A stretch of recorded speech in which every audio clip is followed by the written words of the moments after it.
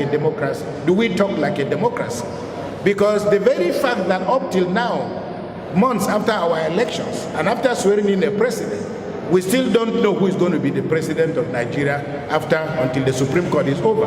Very much akin to the introduction of the video assistant referee in football, in which case we are like a man who has scored a goal, but we have to wait for the referee to go to VAR and confirm whether it was a goal or not a goal.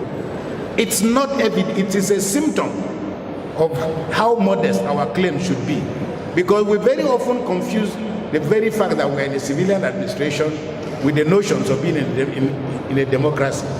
That if we cannot fix our electoral process, which is the defining law for how to choose leaders in a democracy, then we must be modest in our saying that we're in a democracy. We have seen the worst face of corruption in Nigeria. Femi Falana, my friend here, will speak about that because he's published a series of articles talking about what happened under the Buhari administration.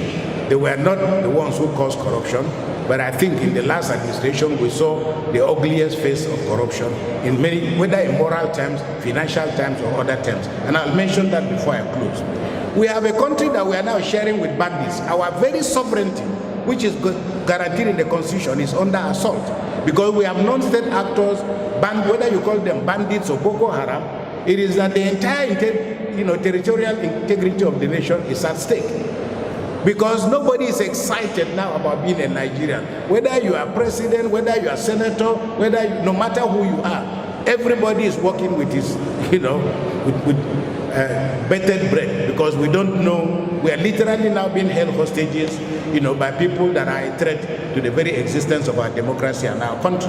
Our judiciary is in a crisis of perception, but also based on the experiences that Nigerians have had. It will not be surprising if ordinary Nigerians think that the only thing the Supreme Court does is to look at election petitions.